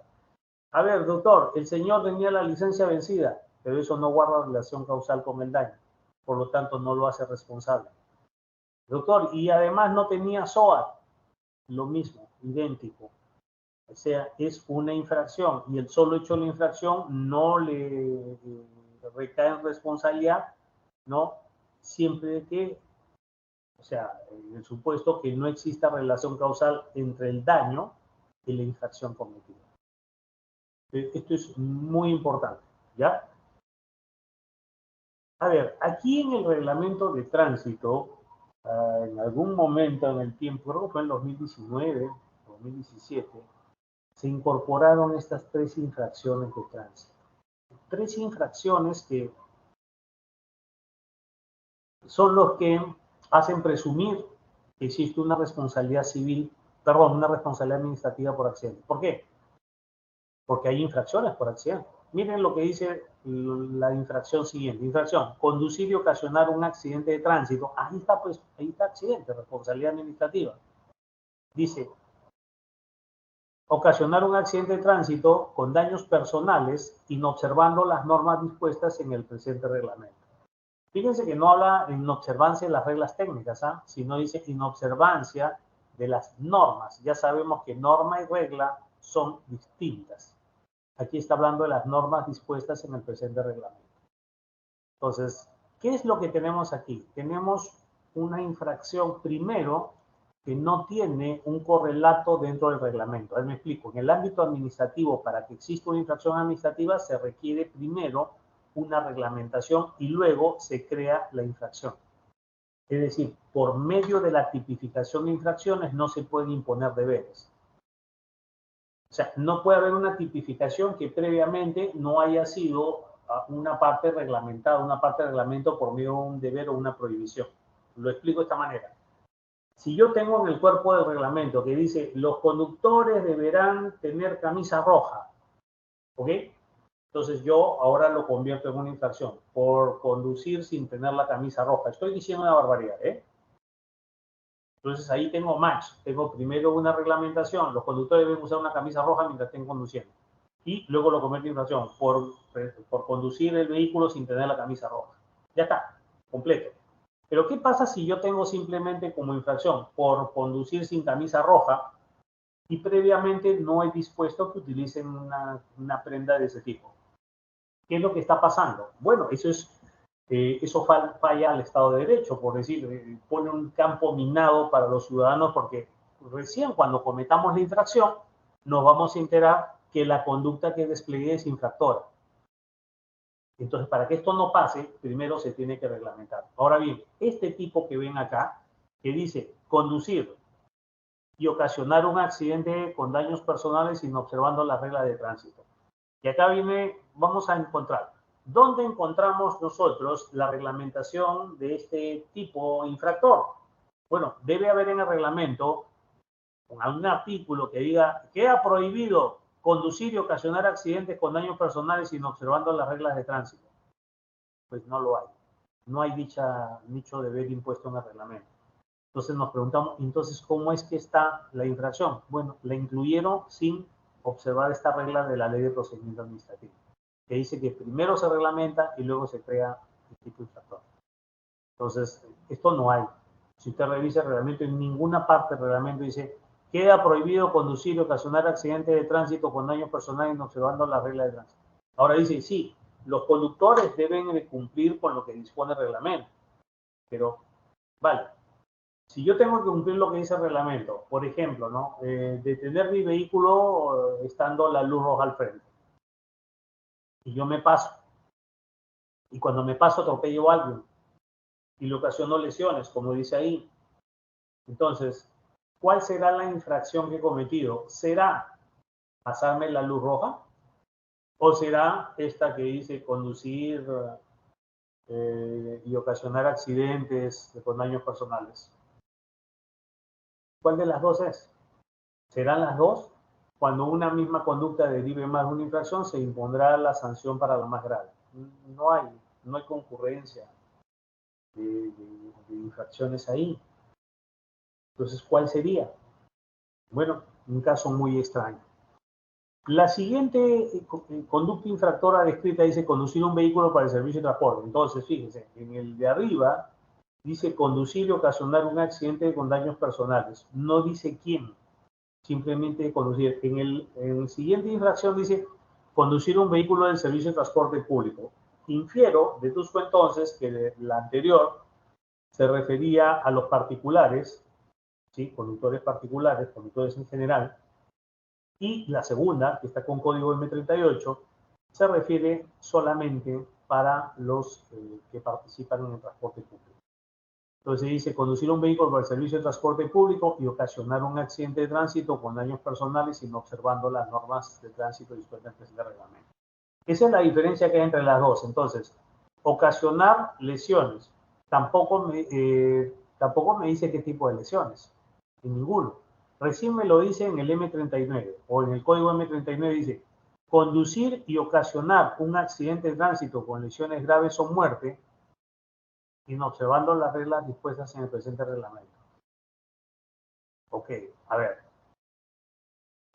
Deduzco entonces que las dos primeras son para lesiones y para lesiones leves nada más, porque en la última conducta infractora que está con código M39, recién ahí hace una diferencia, habla de lesiones graves o muerte. Por lo tanto, los anteriores, 38 y 37, no encuadran, ¿no?, en el tipo, o mejor dicho, no encuadran como lesiones para lesiones graves o muertes, sino encuadran para lesiones leves.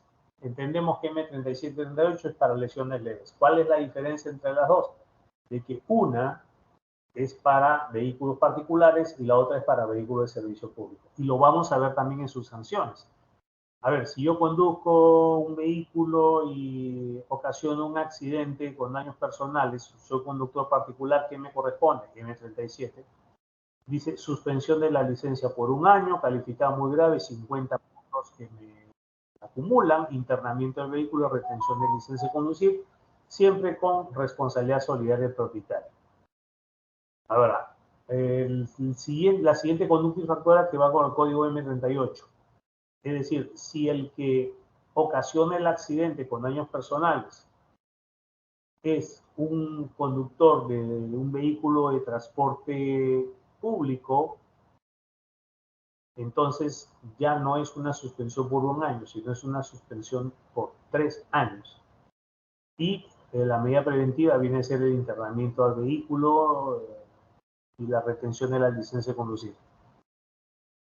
¿Cuál va a ser la multa que me van a imponer? ¿No? La sanción que me van a imponer.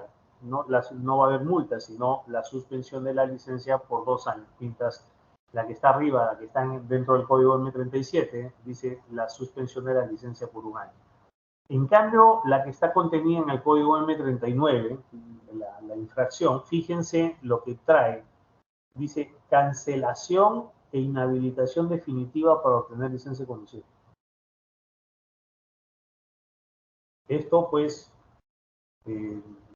atenta, ¿no?, contra muchos principios del derecho, pero así lo ha dispuesto el legislador. Ahora, sí hay también responsabilidad que se ha contemplado en ordenanzas y son para el servicio de transporte, ¿no? En el servicio de transporte, por ejemplo, en el transporte público en Lima,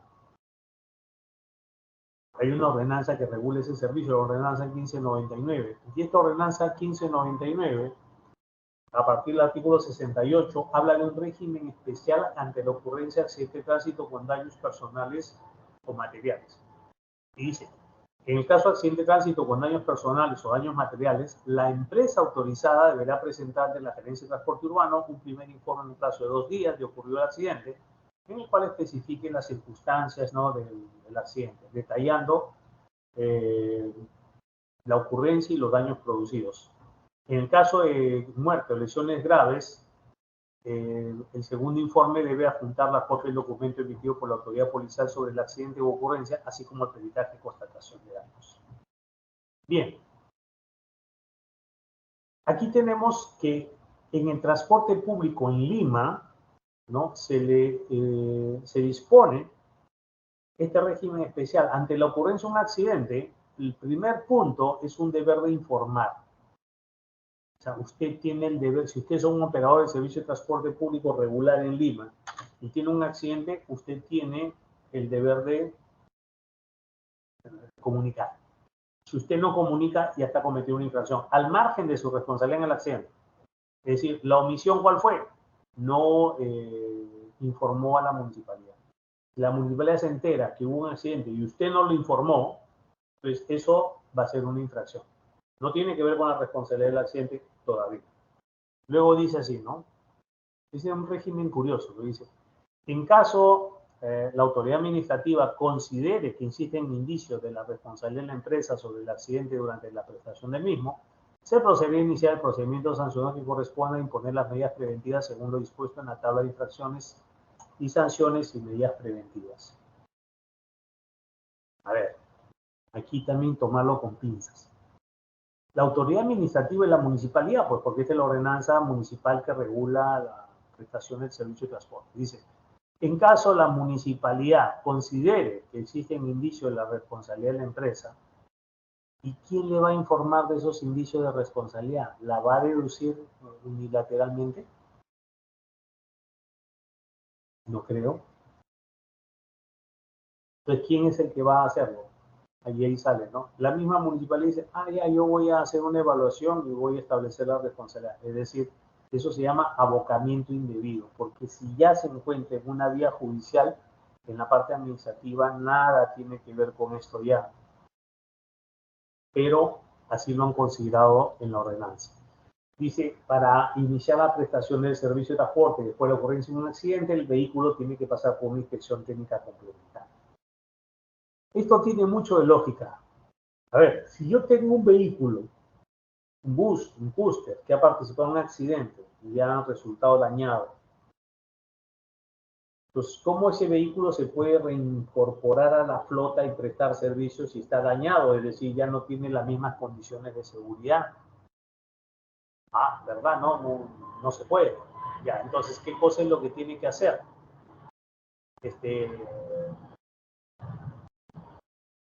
Esta persona, ¿no? Tiene que pasar una nueva inspección técnica complementaria, es decir, tiene que ir al taller de inspecciones técnicas y decir, necesito una inspección técnica complementaria. Sale aprobado, lo entrega a la municipalidad y la municipalidad dice, ok, ya puede volver a prestar servicio. Pero aún hay más, ¿eh? Dice, la imposición de medidas preventivas que suponen también el impedimento de realizar cualquier trámite que tenga como propósito afectar la eficacia de la medida, con excepción de interposición de recursos impugnatorios, y aquellos que se encuentren orientados directamente a solucionar las causas que den lugar a la aplicación de la medida o a cumplir cualquiera de las sanciones que se le hubiera impuesto. A ver, lo que está diciendo en este artículo es que una vez que se ha dispuesto, mejor dicho, que ya se inició este procedimiento de establecimiento de responsabilidad por accidentes en el ámbito administrativo, entonces cualquier acto que realice el administrador para afectar, demorar o impedir de que se aplique esta medida, dice que no va a ser aceptada por medio de las medidas preventivas y que van a tratar de que continúe el procedimiento a pesar de la renuencia u oposición de la empresa. Eso es otra infracción. Dice, en caso no se logra acreditar la responsabilidad del accidente durante la prestación de servicios, se dispone el archivamiento del procedimiento. Pregunta es, ¿y quién es el que va a determinar que no hay responsabilidad o si hay responsabilidad? La infracción N13, observen acá, dice por ocasionar accidente durante la prestación de servicio de transporte. Esto está en la ordenanza de Lima. A ver, calificación muy grave. Medida preventiva, internamiento del vehículo del depósito, suspensión precautoria del servicio, suspensión de la habilitación vehicular. Sanción, 4 UITs, o sea, cerca de 19.000 soles, 19.500 más o menos. Y suspensión de la autorización hasta por 60 días. Es decir, toda la flota no trabaja por 60 días. Reincidencia, dice 8 UITs, es decir, reincidencia en ocasionar accidente durante la prestación del servicio. Yo, le voy a ser sincero, considero de que esta infracción es arbitraria, completamente arbitraria. Porque lo que dice es, me van a sancionar por ocasionar un accidente de tránsito. Pero ¿quién va a establecer que yo verdaderamente fui el que ocasioné el accidente? Otra, me van a cobrar una multa y esa multa va a ir a enriquecer a la municipalidad y no va a ir a favor de los agraviados en el accidente. Es más, pone en riesgo, ¿no? La solvencia económica del obligado para cubrir los daños causados en las otras instancias. Porque miren, reincidencia, 8 UITs, o sea, casi 29.000 soles. O sea, en vez de pagar una reparación a la víctima, pues estoy pagándole multa a la municipalidad. Terrible, ¿no? A ver, también habíamos dicho que además de lo que ha hecho la municipalidad, además de lo que tiene el reglamento de tránsito, Indecopi también ha iniciado procedimientos sancionadores en aplicación de la ley 29571, que es la ley de defensa del consumidor, el Código de Defensa del Consumidor. ¿Por qué? Porque Indecopi, sabemos, es el Instituto Nacional de Defensa de la Competencia y la Propiedad Intelectual, e Indecopi vela ¿no? Por los intereses de los consumidores. Consumidores son todas personas que compran o hacen uso de bienes o servicios. A veces son afectados por publicidad engañosa, a veces por incumplimientos. Entonces, la ley protege al consumidor, tanto de bienes, de que compra bienes o toma servicios. Y el transporte es un servicio. Entonces, lo que ha dicho el MECOP es lo siguiente, en la aplicación de estos artículos, dice, obligación de los proveedores. El proveedor responde por la idoneidad y calidad de los productos y servicios ofrecidos. Claro, sí, yo garantizo mis productos. Pero fíjese el siguiente, dice, deber general de seguridad. Los productos o servicios ofertados en el mercado no deben conllevar, en condición de uso normal o previsible, riesgo injustificado o no advertido para la salud o seguridad de los consumidores o sus bienes. Bien, esto es la idoneidad del servicio que estoy adquiriendo. Entonces, si yo tomo los servicios de, no sé, de Club del Sur, de Pepsa o de acá de Chama, de Tuxa, y viajo en el vehículo y mediante el contrato de transporte me comprometo a pagar mi pasaje y que me lleven a determinado lugar, si yo cumplo con eso, existe una característica que es la idoneidad del servicio, es decir, condición o característica propia del servicio que no es necesario mencionarla, pero se sobreentiende que es tu deber proporcionarla. A eso se refiere. ¿Ya? Entonces, la defensa del consumidor implica que yo como consumidor de un servicio en virtud del contrato de transporte llegue de una pieza, llegue íntegro, llegue completo a mi destino. Porque el contrato de transporte no es un contrato a medios, sino a resultados. A ver, ¿qué cosa significa un contrato a medios? En el cual yo me comprometo a hacer lo mejor posible para lograr el objetivo. No te lo garantizo. Por ejemplo, ¿no? Soy abogado y voy a hacer tu defensa. No te digo, sí, te voy a sacar absuelto. No, voy a realizar mejor porque ese es un contrato a medios. ¿Sí? O sea, no garantizo que va a tener un resultado, pero me comprometo a realizar toda la actividad necesaria para que esto se dé, si es que se da. Si no se da, no estoy incumpliendo el contrato, porque mi deber, sobre el cual me he comprometido, es que yo pueda llevar con buen destino al pasajero. De eso se trata. Entonces, eso es la idoneidad del servicio. Si yo cumplo con esta idoneidad, o sea, se sobreentiende que es una condición que debe tener. Por ejemplo, cuando yo voy a un hotel, ¿no? Me voy a una ciudad, llego de viaje, voy, reservo, alquilo una habitación en un hotel, yo no tengo que preguntar si la habitación tiene cama. Tampoco tiene que haber una especificación que debe tener cama. Es algo que de acuerdo a las características del servicio, ¿no? Son una característica de idoneidad. Si yo alquilo una habitación para el descanso, cuando estoy de viaje, pues obviamente tiene que tener una cama. Ahora, la cama es algo que se sobreentiende que debe tener.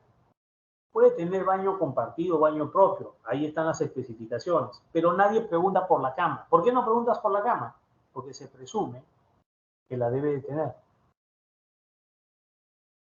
Lo mismo ocurre con el contrato de transporte. Es un contrato a resultados. ¿Por qué? Cuando yo contrato un servicio de transporte, el contrato se perfecciona, es decir, en su ejecución, cuando yo ya estoy en el lugar de destino y estoy tal cual como subí, ¿no?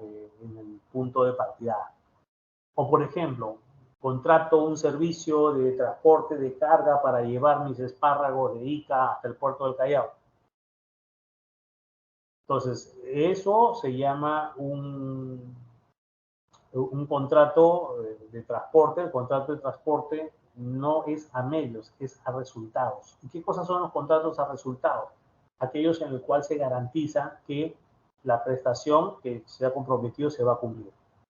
Por ejemplo, el cirujano plástico. El cirujano plástico no dice, voy a hacer mi mejor esfuerzo para operar, para arreglarte la nariz. No, él te garantiza que te va a arreglar la nariz. No es lo mismo, por ejemplo, el abogado. El abogado no te garantiza que te vas a salir absuelto, te garantiza que va a realizar tu defensa de la mejor manera. El médico no te garantiza que mediante la operación te vayas a curar, a lo mejor te mueres, o a lo mejor quedas igual. Entonces eso se llama contrato a medios. Contrato a resultados significa lo que hemos pactado se tiene que cumplir. El ejemplo clásico es el cirujano plástico, ¿no? Cirujano plástico, quiero que me borres mi tatuaje. No estamos quedando en que él va a hacer su mejor esfuerzo para borrar el tatuaje, ¿no? Y se va a esmerar para hacerlo. No, él se obliga por contrato a hacerlo. Entonces esa es la diferencia en los contratos a medios que a resultados. Ahora, ¿por qué viene esto? Porque el contrato de transporte es un contrato a, resultados. O sea, yo no pido que hagas tu mejor esfuerzo en llevarme. No. Yo estoy aquí en Lima y te compro un pasaje para Trujillo, pues tú me garantizas que yo voy a Trujillo tal cual subí en Lima. Entonces, es lo que se llama la idoneidad de los servicios. Es por eso que Indecopi está iniciando procedimientos administrativos sancionadores a todos aquellos transportistas, ¿no? Que no cumplen con este deber de idoneidad del servicio con respecto a sus pasajeros y, por ejemplo, salen dañados y lastimados en accidentes. Entonces, fíjense esto, ¿eh? Cuando usted tiene un cliente que ha padecido un accidente y es un peatón, ¿no?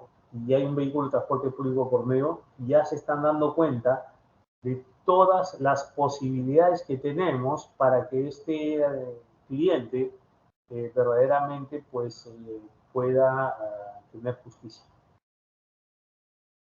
Esto es muy importante, ¿no? Entonces, Indecopi está iniciando procedimientos sancionadores. Pasajero, yo subí al bus y el bus me subí a Cruz del Sur, tuvo un choque, terminé con fractura, terminé esto, ¿ok? Indecopi inicia un procedimiento sancionador a la empresa. Usted dirá, ¿qué tiene que ver Indecopi por eso? Consumidor, pues. El señor que ha sido lesionado es un consumidor y por idoneidad del servicio, ¿no? Él no debió, no tiene por qué soportar, ¿no? La lesión causada. A eso se refiere, ¿no? Entonces, Indecopi también, dentro del ámbito administrativo, está participando en estos programas. Muy bien, doctores, mi nombre es Marcos Aburto Cardosa, director del estudio Vialex. Ustedes nos pueden encontrar ahí como vialex.com.pe. Hemos tratado el día de hoy el tema y bueno, y como haciendo vamos, buscando la conclusión de esto, diríamos entonces que de alguna forma sí existe una responsabilidad administrativa, quizás no directamente por medio del reglamento de tránsito, pero sí por otras normas como por ejemplo estas ordenanzas o el tema de Indecopi. Es decir, que cuando ocurre este hecho, también el administrativo se te pueda sancionar.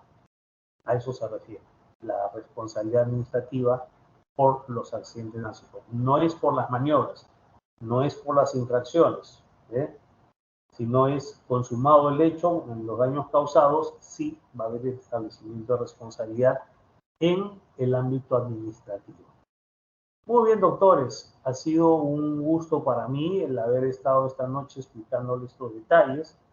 Vamos a tener otras clases más la siguiente semana.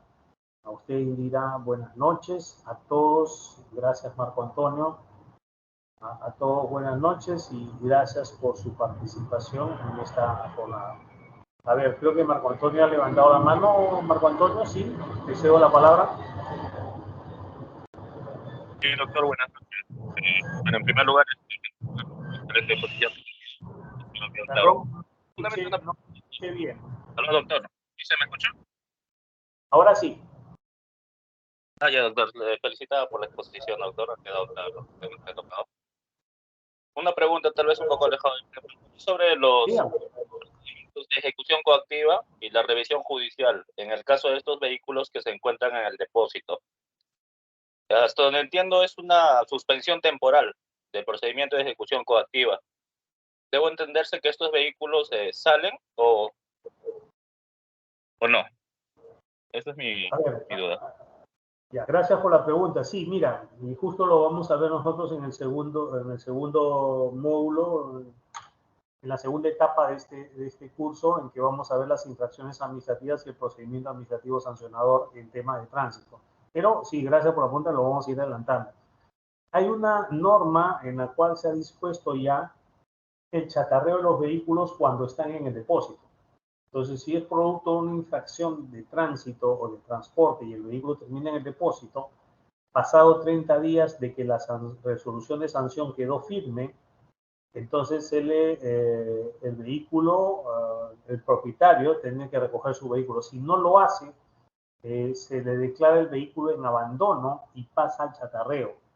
Entonces, miren qué es lo que sucede. Ya, podría ser el camino de la ejecución forzosa, ¿no? Es decir, tengo un vehículo que ha ingresado al depósito producto de un procedimiento administrativo sancionador en el cual se tiene una medida preventiva de internamiento al depósito y el vehículo está ahí, ¿no? Entonces, puede estar un mes, puede estar 2 meses, puede estar 15 días, no lo sé, pero a partir que la resolución de sanción queda firme, empieza una cuenta regresiva para el propietario. ¿Por qué? Porque a partir de ese momento, si en 30 días no pagó la multa y retiró el vehículo, entonces ese vehículo va a ser destinado, se va a disponer de él, que puede ser vía chatarreo que significa que va a ir a un centro en el cual se va a hacer el desguace, es decir, lo van a descuartizar, van a sacar las partes, o también puede ser analizar el valor, tasar el valor económico que tenga, ¿no? A lo mejor hay más plata si lo metemos completo en una pieza. Entonces, a eso se está refiriendo. Y esa norma ya está. Es cierto, todavía no se aplica porque por ahí han habido unos cuestionamientos con respecto a la pérdida de dominio de la persona, si se puede dar por medio de un mandato judicial o por el mismo reglamento. Están todavía dando algunos ajustes. Pero ¿esto qué significa? A ver, significa que si yo como municipalidad tengo un vehículo, tengo una persona que tiene una multa y le cobro y no me paga y paso al proceso de ejecución coactiva y dentro del procedimiento de ejecución coactiva dispongo una medida cautelar, pero no podría ser sobre ese vehículo porque ese vehículo está en el depósito. Entonces tendría que ser sobre otro bien. Vamos a suponer que me centro en el vehículo que está en el depósito. ¿Para qué iniciar la ejecución coactiva si es más rápido notificar la resolución de sanción, esperar que alcance firmeza y esperar 30 días? Y después de 30 días me adueño del vehículo y dispongo de él. Entonces, sí, gracias por tu pregunta, Marco Antonio, pero como te digo, vamos a tener una clase dentro de la segunda fase del diplomado en el cual vamos a tratar el procedimiento administrativo sancionador y ahí es uno de los temas que se van a tratar. Bien, doctores, nuevamente agradecerles su participación, que tengan un buen fin de semana y los espero el día jueves de la próxima semana para continuar con este diplomado. A ustedes las gracias y buenas noches. Buenas noches, doctora Beatriz. Hasta luego, doctor. Muy buenas noches.